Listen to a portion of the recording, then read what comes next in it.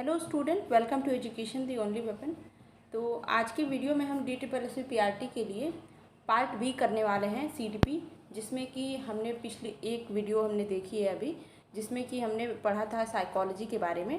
तो साइकोलॉजी के बारे में हमने देखा था कि किस तरह से उसको लोगों ने पढ़ना शुरू किया। सबसे शुरू में वो क्या था, मतलब सबसे शुरू में इसको शिक्षाविदों ने study of soul, study of mind से को रिलेट करके पढ़ा कि मतलब सबसे पहले हम स्टडी ऑफ माइंड करेंगे, सोल की स्टडी करेंगे तो हम साइकोलॉजी को समझ सकते हैं। उसके बाद से धीरे धीरे रिसर्चेज हुए, मॉडिफिकेशन हुआ, तो धीरे धीरे ये हुआ कि नहीं, हमें बिहेवियर को पढ़ना चाहिए पहले, तब हम जान पाएंगे किसी के मन में क्या चल रहा है। फिर भी ये हुआ कि अगर कोई इंसान इस तरह से बिहेव कर रहा है तो वो क्यों कर रहा है इस तरह से बिहेव, क्यों उसका व्यवहार गुस्से वाला है या फिर वो क्यों नॉर्मल बिहेव कर रहा है, तो वो उसके पास्ट एक्सपीरियंस पे डिपेंड करता है। तो हमें पास्ट एक्सपीरियंस पे स्टडी करनी चाहिए। तो कुल मिलाकर के अगर सार रूप देखें तो साइकोलॉजी की स्टडी के लिए सबसे पहले 3 चीज़ों को निर्धारित किया गया कि इन तीनों के माध्यम से हम साइकोलॉजी को स्टडी कर सकते हैं। क्या चीज़?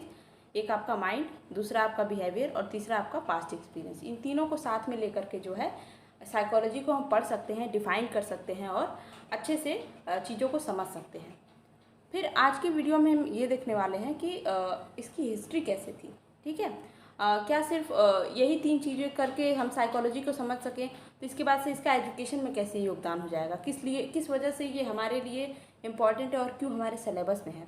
तो सबसे पहले हम देखते हैं कि देखिए, जैसे हमने अभी बताया कि ये चीज़ें हुआ क्या कि जो हमारा स्टडी या बिहेवियर था, ठीक है, ये फील्ड अलग से बहुत ज़्यादा फेमस हो गया। हुआ क्या कि जो अमेरिका में इस पर रिसर्च वगैरह चल रही थी, तो स्टडी ऑफ बिहेवियर को काफ़ी पॉपुलरिटी मिली और इसके बाद से इसके लिए अलग से थ्योरी वगैरह बनने लगी और ये एक अलग अपना ही एक बड़ा क्षेत्र हो गया। ठीक है, तो थ्योरी ऑफ बिहेवियरिज्म आती है और इसमें एक बहुत बड़े फेमस कह सकते हैं शिक्षाविद का नाम आता है, वो रहते हैं JB वाटसन, जिनके बारे में हम आगे पढ़ेंगे ही।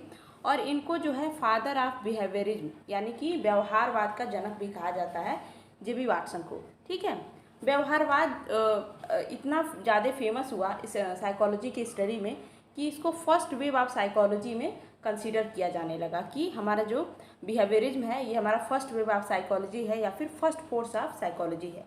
ठीक, ये तो थी कि हाँ, बिहेवियरिज्म एक बहुत बड़ी चीज़ है, बिहेवियरिज्म के माध्यम से हम साइकोलॉजी को स्टडी कर सकते हैं, किसी इंसान के पूरे मनोविज्ञान को समझ सकते हैं। पर अभी भी कुछ लोग थे जो कि अभी भी कह रहे थे कि नहीं, हमें माइंड की ही स्टडी करनी चाहिए, हमें सोल की ही स्टडी करनी चाहिए, तभी हम साइकोलॉजी समझ सकते हैं। और ऐसा ये सारा सीन था हमारे यूरोप में। तो यूरोप में एक बहुत बड़े साइकोलॉजिस्ट थे हमारे सिगमंड फ्रॉयड, जिसके बारे में हम आगे हमने CDP में काफ़ी पढ़ा भी है। तो सिगमंड फ्रॉयड का ये मानना था कि नहीं, अगर हमें साइकोलॉजी पढ़नी है, किसी मनुष्य के बारे में पढ़ना है, साइकोलॉजी पढ़नी, किसी इंडिविजुअल के बारे में पढ़ना है, तो हमें उसके मन का अध्ययन करना बहुत ज़रूरी है, उसके मन का विश्लेषण करना ज़रूरी है। तो इन्होंने एक टर्म लेके ये आते हैं, हमारा साइको एनालिसिस टर्म लेके आते हैं, यानी मनोविश्लेषण। और ये तो जिस तरह से अमेरिका में बिहेवियरिज्म की थ्योरी फेमस हुई, व्यवहारवाद का सिद्धांत फेमस होता है, उसी तरह से यूरोप में सिगमंड फ्रॉयड की वजह से और भी इनके बहुत सारे कलीग की वजह से जो है साइको एनालिसिस का क्षेत्र बहुत ज़्यादा फेमस होता है। तो जिस तरह से इसको फर्स्ट वेव ऑफ साइकोलॉजी बोला गया था बिहेवियरिज्म को, उसी तरह से साइको एनालिसिस को सेकेंड वेव ऑफ साइकोलॉजी बोला गया, यानी सेकेंड फोर्स ऑफ साइकोलॉजी बोला गया।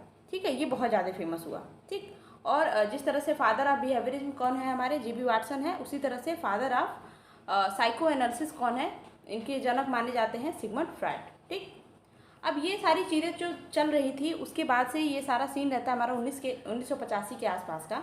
बट एक और फील्ड रहती है जो बहुत ही ज़्यादा उभर के आती है, वो रहती है मानवतावाद यानी ह्यूमनिज्म। ह्यूमनिज्म जिस तरह से वहाँ पे हमारे सिगमंड फ्रॉयड और JB वाटसन थे, यहाँ पे 2 नाम बहुत ही फेमस रहते हैं, आपने CDP में भी पढ़ा होगा इसके बारे में, अब्राहम मैस्लो और कार्ल रोजर। तो ये दोनों लोग जो है ह्यूमनिज्म के सिद्धांत को बहुत ज़्यादा क्या करते हैं, बढ़ावा देते हैं। और साइकोलॉजी के क्षेत्र में तीसरा फेमस क्षेत्र रहता है हमारा ये ह्यूमनिज्म यानी कि मानवतावाद। इसको थर्ड वेव ऑफ साइकोलॉजी कहा गया। तो कभी कभी ऑप्शन में आपको ये देखने मिल सकता है कि फर्स्ट वेव ऑफ साइकोलॉजी किससे जुड़ा हुआ है, सेकंड वेव ऑफ साइकोलॉजी किससे जुड़ा हुआ है, थर्ड वेव ऑफ साइकोलॉजी किससे जुड़ा हुआ है। तो फर्स्ट वेव आपका जो है बिहेवियरिज्म से जुड़ा हुआ है, सेकंड आपका साइको एनालिसिस से जुड़ा हुआ है, थर्ड आपका ह्यूमनिज्म से जुड़ा हुआ है।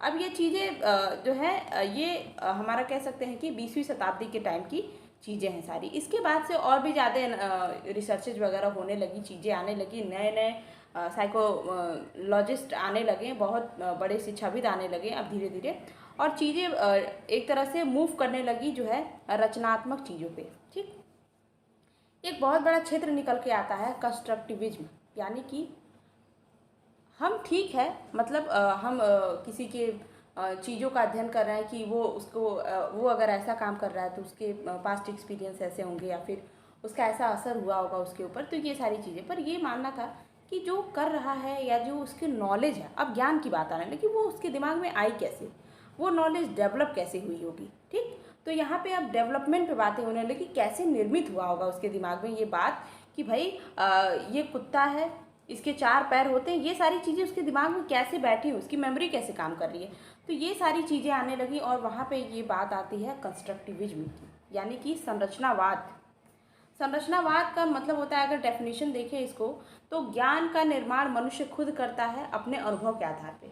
ठीक, जैसे मान लीजिए आप फर्स्ट क्लास के बच्चों को पढ़ाते हैं, अभी तक उनको नहीं पता है ए फॉर एप्पल होता है, पर आपने जब उनको पढ़ा दिया, ठीक, और उन्होंने बच्चों ने एक्सपीरियंस कर लिया कि अच्छा ए फॉर एप्पल होता है, अब उन्होंने उसको याद कर लिया, तो अगले दफ़ा जब वो एप्पल को देखते हैं तो उनको पता रहता अच्छा ये एप्पल है। जैसा कि जिन पियाजे ने बताया है, ठीक है, कि हमारे दिमाग में स्कीमा बनता है, ये सारी चीज़ें, तो उसको बच्चे को ये याद रहता है अच्छा हाँ ये चीज़ ये है, और उसको तुरंत क्लिक होता है माइंड में अच्छा ये एप्पल है। ठीक, यानी कि बच्चे ने क्या किया है, अपने अंदर दिमाग में चीज़ों को कंस्ट्रक्ट किया है, अपने थॉट्स को बनाया है, चाहे वो किसी से भी रिलेटेड नॉलेज हो, वो हम अपने एक्सपीरियंस के आधार पे क्या करते हैं, बनाते हैं। ठीक, तो इसमें भी दो बहुत बड़े साइकोलॉजिस्ट का नाम आता है। ये हुआ कंस्ट्रक्टिविज्म में 2 लोगों का नाम आता है, एक रहते हमारे पियाजे, दूसरे रहते वाइगॉत्स्की। इनको भी हमने मतलब एकदम भली भांति पढ़ा हुआ है अपने CDP में। ठीक, तो पर इनके थॉट्स में थोड़ा डिफरेंस है। थॉट्स में डिफरेंस क्या है कि पियाजे बोलते हैं कि कंस्ट्रक्टिविज्म जो चीज़ है ना, और फर्स्ट वेव ऑफ कंस्ट्रक्टिविज्म के जनक भी पियाजे ही माने जाते हैं। इनका मानना था कि ज्ञान के निर्माण के लिए मनुष्य को किसी चीज़ की ज़रूरत नहीं है, ज्ञान का निर्माण मनुष्य खुद करता है। ठीक है, इसलिए इनके फील्ड को बोला गया कॉग्निटिव कंस्ट्रक्टिविज्म, या फिर रेडिकल, या फिर पर्सनल, या फिर इंडिविजुअल कंस्ट्रक्टिविज्म। ठीक, जबकि जो वाइगॉत्स्की थे, इनका ये मानना था कि नहीं भाई ऐसा नहीं है, कंस्ट्रक्टिविज्म मतलब संरचनावाद के लिए मनुष्य को समाज की भी आवश्यकता होती है, उन्हीं से तो वो क्या करेगा, बात करेगा, उनसे इंटरेक्ट करेगा, तब जाके उसको एक तरह से पता होगा कि नॉलेज क्या होती है, नॉलेज कैसे निर्मित होती है, उसके दिमाग में नॉलेज कैसे निर्मित होगा, उसके लिए social interaction is very important. जबकि पियाजे का मानना था नहीं ऐसा कुछ नहीं है, मनुष्य अकेले एबल है, कर सकता है, वो खुद ही ज्ञान का निर्माण कर सकता है। ठीक, तो इसलिए इनके जो फील्ड को बोला गया जो है एक तरह से सेकेंड वेव ऑफ कंस्ट्रक्टिविज्म, इनके फील्ड को बोला गया सोशल कंस्ट्रक्टिविज्म। ठीक, यानी कि जो कंस्ट्रक्टिविज्म है उसमें सोसाइटी का होना बहुत ज़रूरी है, तभी मनुष्य जो है कंस्ट्रक्ट कर सकता है अपने नॉलेज को। तो ये चीज़ें रहीं एक तरह से जो कंस्ट्रक्टिविज्म को लेकर के। अब हम आगे देखेंगे बाकी की चीज़ें। और एक और चीज़ की मुझे आपको यहाँ पे एक टेबल देना था जो मैं टेलीग्राम में पोस्ट कर दूँगी। इस PDF में ऐड नहीं हो पा रहा है, इस ऐप में ऐसा है नहीं कि अलग सी इमेज ऐड कर सकते हैं। तो वो NCERT में जो क्लास 11th की सोशियोलॉजी की बुक है उसमें से एक इमेज मैं ऐड करूँगी, वो मैं अपने टेलीग्राम में डाल दूँगी। काफ़ी इंपॉर्टेंट है, उसमें सन के साथ चीज़ें दी हुई हैं कि कब क्या हुआ था, कब कौन से साइकोलॉजिस्ट आए थे, किसने क्या खोज किया था, फिर किसने क्या वक्तव्य बोला था। तो वो आपके लिए स्टेटमेंट में इम्पॉर्टेंट हो सकता है, क्योंकि 100 क्वेश्चन के साथ आपको फाइट करना है CDP में, पार्ट B में आपको DSSB में। तो छोटी मोटी बात नहीं है, 30 क्वेश्चन वाली चीज़ नहीं है, CTET वाली चीज़ नहीं है। तो थोड़ा सा आपको ब्रॉड रखना पड़ेगा अपना दायरा। ठीक है, तो ये PDF आपको मेरे टेलीग्राम चैनल पर मिल जाएगी। और दूसरी चीज़ कि मैंने बताया था कि ये आपको मिला था, मतलब पहले चैप्टर के साथ ही मैंने बोला था कि एक ही PDF में बाकी चीज़ें ऐड होती जाएंगी। तो अगर आप चाहें तो बस आप लेक्चर देख सकते हैं, लास्ट में जब लास्ट क्लास होगी तो उस दिन आप ये पूरी PDF लोड कर सकते हैं और एक साथ आपको सारी चीज़ें मिल जाएंगी, या फिर आप एक तरह से पार्ट में भी लोड कर सकते हैं, इट्स अप टू यू। तो क्लास आपको कैसी लगी, अच्छी लगी तो कमेंट में ज़रूर बताएं, और चैनल को ज़रूर सब्सक्राइब करें, और लाइक शेयर कमेंट ज़रूर करें, और पढ़ाई करते रहें। Best of luck.